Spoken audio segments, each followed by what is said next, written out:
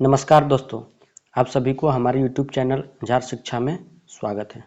तो चलिए आज हम लोग कंप्यूटर का अगला प्रैक्टिस सेट नंबर 31 देखते हैं और करते हैं 20 इम्पोर्टेंट क्वेश्चन। तो चलिए स्टार्ट करते हैं आज के पहले क्वेश्चन से। हमारा आज का पहला क्वेश्चन है, ऑपरेटिंग सिस्टम को इस प्रकार परिभाषित किया जा सकता है। पहला है कि एक सॉफ्टवेयर जो विभिन्न गतिविधियों के प्रबंधन और कंप्यूटर संसाधनों को साझा करने के लिए जिम्मेदार है। इसका सही आंसर आपका यही हो जाएगा। इसकी व्याख्या देखते हैं। ऑपरेटिंग सिस्टम सॉफ्टवेयर विभिन्न गतिविधियों के प्रबंधन और कंप्यूटर संसाधनों को साझा करने के लिए जिम्मेदार है। एक ऑपरेटिंग सिस्टम यानी ओएस वह प्रोग्राम है जो बूट प्रोग्राम द्वारा कंप्यूटर में प्रारंभ में लोड किए जाने के बाद कंप्यूटर में अन्य सभी एप्लीकेशन प्रोग्रामों का प्रबंधन करता है। यह कंप्यूटर सॉफ्टवेयर और कंप्यूटर विकास के लिए शक्तिशाली लाभ लाता है। एक ऑपरेटिंग सिस्टम के बिना प्रत्येक एप्लीकेशन को अपने स्वयं के यूआई को शामिल करने की आवश्यकता होगी। साथ ही अंतर्निहित कंप्यूटर की सभी निम्न स्तरीय कार्यक्षमता जैसे डिस्क स्टोरेज, नेटवर्क इंटरफेस आदि को संभालने के लिए आवश्यक व्यापक कोड। नेक्स्ट क्वेश्चन है, निम्न में से कौन सा एक ऑपरेटिंग सिस्टम नहीं है? तो लिनक्स आपका है, यूनिक्स भी है, माइक्रोसॉफ्ट एज ये आपका ऑपरेटिंग सिस्टम नहीं है। बाकी और माइक्रोसॉफ्ट विंडोज एक्सपी ये भी आपका ऑपरेटिंग सिस्टम है। इसका सही आंसर क्या हो जाएगा? तो सी हो जाएगा। माइक्रोसॉफ्ट एज एक ऑपरेटिंग सिस्टम नहीं है। माइक्रोसॉफ्ट एज देसी वेब ब्राउज़र का नाम है जो विंडोज 10 और विंडोज सर्वर 16 के साथ आता है। इसका कोड नेम प्रोजेक्ट स्पार्टन था। ऑपरेटिंग सिस्टम के उदाहरण में आपका माइक्रोसॉफ्ट विंडोज के संस्करण जैसे Windows 10, Windows 8, Windows 7, Windows Vista, Windows XP. Apple का मैक ओएस, पूर्व में OS x, iOS, Chrome OS, blackberry, tablet OS और खुले के स्वाद शामिल हैं। स्रोत operating system Linux. Next question है, निम्नलिखित में से कौन सा ऑपरेटिंग सिस्टम का प्राथमिक कार्य नहीं है? तो कौन सा नहीं है? तो डिवाइस प्रबंधन है, फाइल प्रबंधन भी है, ऑनलाइन सुरक्षा आपका नहीं है और ध्वनि प्रबंधन भी है। तो इसका सही आंसर क्या हो जाएगा? तो सी हो जाएगा। इसकी व्याख्या देखते हैं। ऑनलाइन सुरक्षा ऑपरेटिंग सिस्टम का प्राथमिक कार्य नहीं है। एक ऑपरेटिंग सिस्टम एक कंप्यूटर पर चलने वाला सबसे महत्वपूर्ण सॉफ्टवेयर है। यह कंप्यूटर की मेमोरी और प्रक्रियाओं के साथ साथ इसके सभी सॉफ्टवेयर और हार्डवेयर का प्रबंधन करता है। यह आपके कंप्यूटर की भाषा बोलने का तरीका जाने बिना कंप्यूटर के साथ संवाद करने की भी अनुमति देता है। एक ओएस के प्रमुख कार्य हार्डवेयर का प्रबंधन करते हैं, एप्लीकेशन चलाते हैं, उपयोगकर्ताओं के लिए एक इंटरफेस प्रदान करते हैं और फाइलों को स्टोर, पुनर्प्राप्ति और हेरफेर करते हैं। नेक्स्ट क्वेश्चन है, निम्नलिखित में से कौन सा ऑपरेटिंग सिस्टम एकाधिक उपयोगकर्ताओं को एक कंप्यूटर सिस्टम पर एक साथ काम करने की अनुमति देता है? तो कौन सा? तो आपका आंसर हो जाएगा मल्टी यूजर ऑपरेटिंग सिस्टम। इसकी व्याख्या देखते हैं। मल्टी यूजर ऑपरेटिंग सिस्टम एक कंप्यूटर ऑपरेटिंग सिस्टम है जो विभिन्न कंप्यूटरों या टर्मिनलों पर एक से अधिक उपयोगकर्ताओं को एक सिस्टम पर एक ओएस के साथ एक्सेस करने की अनुमति देता है। बहु उपयोगकर्ताओं ऑपरेटिंग सिस्टम के उदाहरण हैं Linux, Ubuntu, Unix, Mac OS, Windows 10 इत्यादि। बैच उपयोगकर्ता ऑपरेटिंग सिस्टम एक बैच ऑपरेटिंग सिस्टम एक प्रकार का ऑपरेटिंग सिस्टम है जो एक ही समय में कई उपयोगकर्ताओं को उनके बीच सीधे संचार के बिना इसका उपयोग करने की अनुमति देता है। Boot operating system boot multi booting एक कंप्यूटर पर कई ऑपरेटिंग सिस्टम स्थापित करने का कार्य है और यह चुनने में सक्षम है कि किसे बूट करना है। वास्तविक समय ऑपरेटिंग सिस्टम एक वास्तविक समय ऑपरेटिंग सिस्टम वास्तविक समय के अनुप्रयोगों के लिए एक ऑपरेटिंग सिस्टम है जो डेटा और घटनाओं को संसाधित करता है जिसमें गंभीर रूप से परिभाषित समय की कमी होती है। नेक्स्ट क्वेश्चन है निम्नलिखित में से कौन सी कंपनी ने ग्राफिकल यूजर इंटरफेस का आविष्कार किया था? तो किसके द्वारा? तो जेरॉक्स के द्वारा किया गया था। जेरॉक्स कंपनी उद्योग ने ग्राफिकल यूजर इंटरफेस का आविष्कार किया। 1979 में जेरॉक्स पालो ऑल्टो रिसर्च सेंटर ने GUI के लिए पहला प्रोटोटाइप विकसित किया। एक GUI यानी graphical user interface computer software के लिए इंटरैक्टिव विजुअल घटकों की एक प्रणाली है। एक GUI उन वस्तुओं को प्रदर्शित करता है जो सूचना को संप्रेषित करते हैं और उन क्रियाओं का प्रतिनिधित्व करते हैं जो उपयोगकर्ता द्वारा की जा सकती है। जब उपयोगकर्ता उनके साथ इंटरैक्ट करता है तो ऑब्जेक्ट रंग, आकार या दृश्यता बदलते हैं। नेक्स्ट क्वेश्चन है डॉस, यूनिक्स, विंडोज किसका उदाहरण है? तो ये सभी क्या है? ये सभी आपके ऑपरेटिंग सिस्टम है। डॉस, यूनिक्स और विंडोज एक कंप्यूटर ऑपरेटिंग सिस्टम है। एक ऑपरेटिंग सिस्टम वह प्रोग्राम है जो कंप्यूटर सिस्टम के अन्य भागों, हार्डवेयर और सॉफ्टवेयर दोनों को नियंत्रित करता है। यह कंप्यूटर के संसाधनों और शेड्यूल कार्यों को आवंटित करता है। यह आपके सिस्टम द्वारा प्रदान की जाने वाली सुविधाओं का उपयोग करने की अनुमति देता है। नेक्स्ट क्वेश्चन है निम्नलिखित को मिलाइए। पहला है MKDIR, फिर है पिको, उसके बाद है आपका CP और नेक्स्ट आगे है आपका MV। क्या है? MV।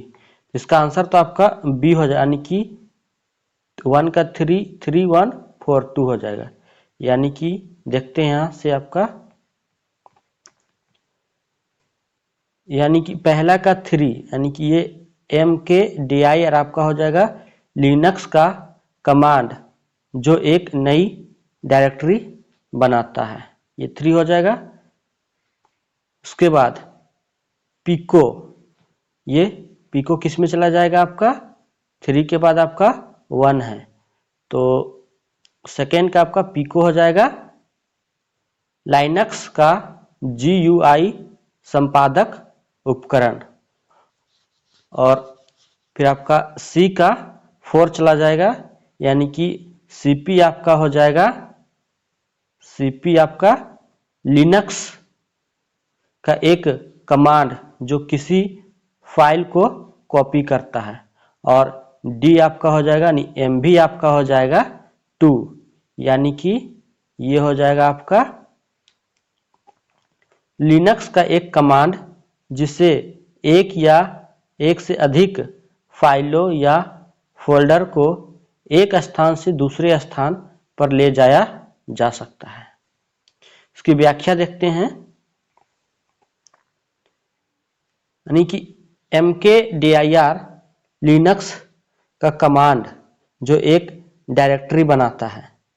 पिको लाइनक्स का GUI संपादक उपकरण है। cp लिनक्स का एक कमांड जो एक फाइल को कॉपी करता है। mv लिनक्स का एक कमांड जिसे एक या अधिक फाइलों में इस्तेमाल किया जा सकता है, फोल्डर को एक स्थान से दूसरे स्थान पर ले जाता है। नेक्स्ट क्वेश्चन है, फाइलों के साथ साथ मॉनिटर पर मानक आउटपुट प्रदर्शित करने के लिए किस कमांड का उपयोग किया जाता है? तो कौन सा? तो आपका t कमांड का उपयोग किया जाता है। t कमांड मानक इनपुट पढ़ता है, फिर प्रोग्राम से आउटपुट को मानक आउटपुट में लिखता है और साथ ही इसे निर्दिष्ट फाइल या फाइलों में कॉपी करता है। अपने आउटपुट को तुरंत और उसी समय देखने के लिए ही t कमांड का उपयोग करें। grep कमांड फाइलों के समूहों में एक स्ट्रिंग की खोज कर सकता है। ls कमांड फाइलों को सूचीबद्ध करने के लिए प्रयोग किया जाता है। ls अपने आप में छिपी हुई फाइलों को छोड़कर वर्तमान निर्देशिका में सभी फाइलों को सूचीबद्ध करता है। cat लिनक्स में cat यानी कि concatenate कमांड का बहुत बार उपयोग किया जाता है। यह फाइल से डेटा पढ़ता है और उनकी सामग्री को आउटपुट के रूप में देता है। नेक्स्ट क्वेश्चन है, DOS में खाली डायरेक्टरी को किस कमांड द्वारा डिलीट किया जा सकता है? तो आपका rd कमांड के द्वारा डिलीट किया जा सकता है। कंप्यूटिंग में rmdir या rd एक कमांड है जो विभिन्न ऑपरेटिंग सिस्टम पर एक खाली डायरेक्टरी को हटा देता है। सिस्टम से डायरेक्टरी पैरामीटर द्वारा निर्दिष्ट डायरेक्टरी को हटाने के लिए rmdir कमांड का उपयोग किया जाता है।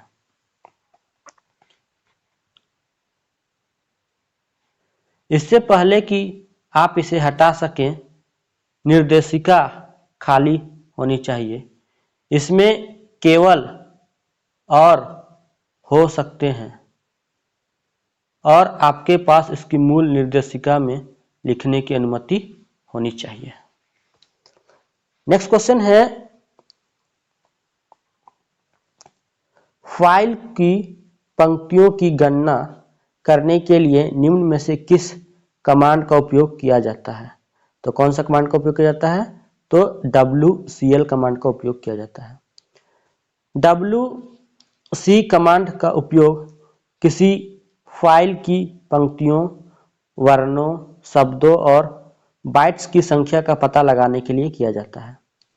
wc का उपयोग करके पंक्तियों की संख्या ज्ञात करने के लिए हम 1 विकल्प जोड़ते हैं। यह हमें लाइनों की कुल संख्या और फाइलों का नाम देगा। नेक्स्ट क्वेश्चन है, कौन सी VV फंक्शन सारणी के नीचे बाउंड को लौटाता है? तो कौन सा फंक्शन? तो देखते हैं इसका ऑप्शन। तो ये आपका हो जाएगा lbound। lbound फंक्शन एक आयामी सारणी की निचली सीमा या बहुआयामी सारणी के निर्दिष्ट आयाम की निचली सीमा लौटाता है। किसी सारणी के आकार को निर्धारित करने के लिए यू बाउंड फंक्शन का उपयोग एल बाउंड फंक्शन के साथ किया जाता है।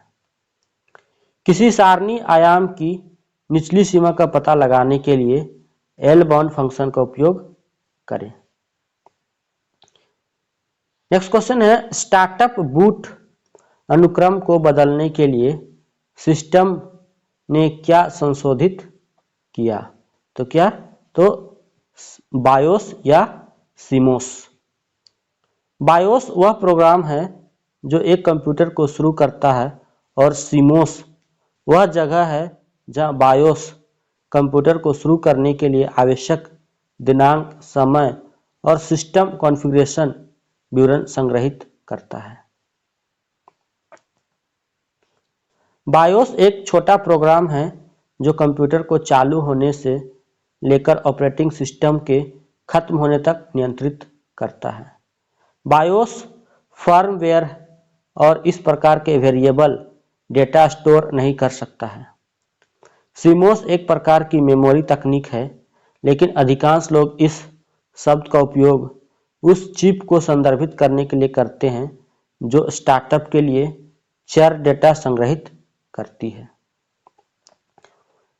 नेक्स्ट क्वेश्चन है, कौन सा कंप्यूटर प्रोग्राम एग्जीक्यूटेबल प्रोग्राम बनाने के लिए दो या दो से अधिक ऑब्जेक्ट फाइलों को जोड़ता है? तो कौन जोड़ता है? तो आपका लिंकर जोड़ता है। लिंकर एक विशेष प्रोग्राम है जो एक निष्पादन योग्य फाइल को उत्पन्न करने के लिए कंपाइलर, असेंबलर और कोड के अन्य टुकड़ों द्वारा उत्पन्न ऑब्जेक्ट फाइलों को जोड़ता है, जिसमें .exe एक्सटेंशन होता है। लोडर यह एक विशेष प्रोग्राम है जो लिंकर से निष्पादन योग्य फाइलों का इनपुट लेता है, इसे मुख्य मेमोरी में लोड करता है और कंप्यूटर द्वारा निष्पादन के लिए इस कोड को तैयार करता है। लोडर प्रोग्राम को मेमोरी स्पेस आवंटित करता है। असेंबलर असेंबली कोड को मशीन कोड में परिवर्तित करता है। असेंबलर इनपुट असेंबली भाषा कोड है। यह एक बार में पूरे कोड को मशीनी भाषा में बदल देता है। सांकेतिक शब्दों में बदलने वाला कोडर डिजिटल दुनिया के निर्माण श्रमिक है। नेक्स्ट क्वेश्चन है, लिनक्स की फाइलों के लिए कितने प्रकार की अनुमतियां हैं? तो कितने प्रकार की? तो आपका 3 प्रकार की अनुमतियां हैं। प्रत्येक फाइल या निर्देशिका में 3 मूल अनुमति प्रकार होते हैं। पहला, पढ़ने की अनुमति फाइल की सामग्री को पढ़ने के लिए उपयोगकर्ता की क्षमता को संदर्भित करता है। दूसरा, लिखने की अनुमति उपयोगकर्ता की फाइल या निर्देशिका को लिखने या संशोधित करने की क्षमता को निर्देशित करती है। निष्पादित करें। तीसरा, निष्पादन अनुमति किसी फाइल को निष्पादित करने या किसी निर्देशिका की सामग्री को देखने की उपयोगकर्ता की क्षमता को प्रभावित करती है। नेक्स्ट क्वेश्चन है,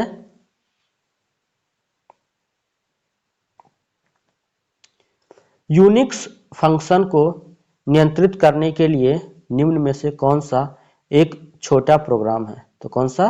तो आपका शेल स्क्रिप्ट। शेल स्क्रिप्ट एक टेक्स्ट फाइल है जिसमें यूनिक्स आधारित ऑपरेटिंग सिस्टम के लिए कमांड का एक क्रम होता है। इसे शेल स्क्रिप्ट कहा जाता है क्योंकि यह कमांड के अनुक्रम को जोड़ती है, अन्यथा इसे कीबोर्ड में एक समय में एक ही स्क्रिप्ट में टाइप करना होगा। शेल कमांड वह है जिसे शेल द्वारा आंतरिक रूप से संसाधित किया जाता है। कोई संबंधित निष्पादन योग्य कार्यक्रम नहीं है। एक फिल्टर एक प्रोग्राम या कोड का अनुभाग है जिसे कुछ योग्यता मानदंडों के लिए प्रत्येक इनपुट आउटपुट अनुरोध की जांच करने के लिए डिजाइन किया गया है और इसके अनुसार इसे संसाधित या अग्रेसित किया गया है। जावास्क्रिप्ट दुनिया की सबसे लोकप्रिय प्रोग्रामिंग भाषा है। जावास्क्रिप्ट वेब की प्रोग्रामिंग भाषा है। नेक्स्ट क्वेश्चन है, एक ऑपरेटिंग सिस्टम एक व्यक्ति को प्रतीकों, आइकनों, विजुअल मेटाफर्स और पॉइंटिंग डिवाइसेस के उपयोग के माध्यम से कंप्यूटर के साथ संवाद करने की क्षमता बनाता है। इसे निम्न में से किसके रूप में वर्गीकृत किया जाएगा? इसको क्या बोलेंगे? इसको ग्राफिकल यूजर इंटरफेस बोलेंगे। इसकी व्याख्या देखते हैं। एक ग्राफिक्स आधारित ऑपरेटिंग सिस्टम इंटरफेस जो सिस्टम के साथ सहभागिता को प्रबंधित करने के लिए आइकन, मेनू और माउस यानी आइकन पर क्लिक करने या मेनू के नीचे खींचने के लिए का उपयोग करता है। जेरॉक्स द्वारा विकसित। नेक्स्ट क्वेश्चन है, डैश कंप्यूटर उपयोगकर्ता को कंप्यूटर के हार्डवेयर से जोड़ने वाले इंटरफेस के रूप में कार्य करता है। तो कौन करता है? तो आपका ऑपरेटिंग सिस्टम करता है। ऑपरेटिंग सिस्टम कंप्यूटर उपयोगकर्ता को कंप्यूटर हार्डवेयर से जोड़ने वाले इंटरफेस के रूप में कार्य करता है। यह सिस्टम सॉफ्टवेयर है जो कंप्यूटर हार्डवेयर सॉफ्टवेयर संसाधनों का प्रबंधन करता है और कंप्यूटर प्रोग्राम के लिए सामान्य सेवाएं प्रदान करता है। नेक्स्ट क्वेश्चन है, विंडोज 10 निम्न में से क्या है? तो ये क्या है? आपका एक ऑपरेटिंग सिस्टम है। Windows 10 personal computer, tablet, embedded device और इंटरनेट ऑफ थिंग्स डिवाइस के लिए एक माइक्रोसॉफ्ट ऑपरेटिंग सिस्टम है। माइक्रोसॉफ्ट ने विंडोज 10 को जुलाई 2015 में विंडोज 8 के फॉलो अप के रूप में जारी किया। विंडोज 10 के पास अक्टूबर 2025 की समर्थन तिथि का आधिकारिक अंत है। इसके उत्तराधिकार के रूप में विंडोज 11 है। निम्नलिखित में से कौन सा कथन ऑपरेटिंग सिस्टम के संबंध में गलत है? तो पहला है, यह एप्लीकेशन प्रोग्रामों के निष्पादन को नियंत्रित करता है। दूसरा है, यह कंप्यूटर को उपयोग के लिए अधिक उपयोग बनाता है। तो ये भी सही है। यह कंप्यूटर सिस्टम संसाधनों को दक्षता प्रदान करता है। ये सही है।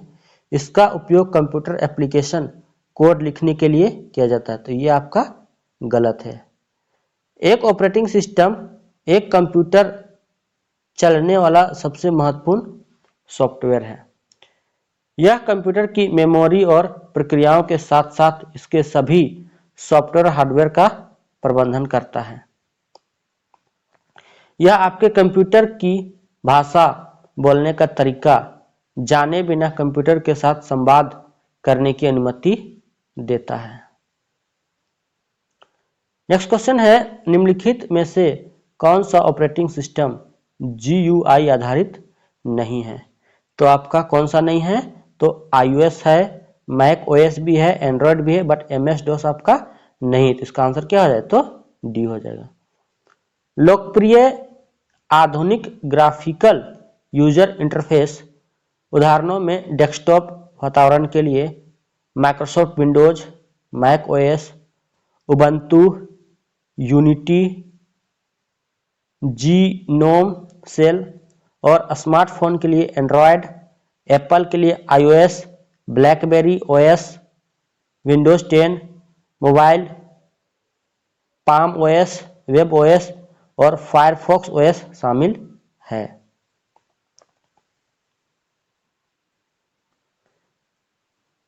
इसमें GUI नहीं है, मतलब MS-DOS में आपका GUI नहीं है और यह माउस इनपुट स्वीकार नहीं करता। यह एक कैरेक्टर आधारित इंटरफेस सिस्टम है जहां कमांड लाइन प्रॉम्प्ट पर सभी कमांड टेक्स्ट में दर्ज किए जाते हैं। एक डिस्क ऑपरेटिंग सिस्टम कंप्यूटर की फाइलों, इनपुट आउटपुट सिस्टम और इसकी मेमोरी को मैनेज कर सकता है।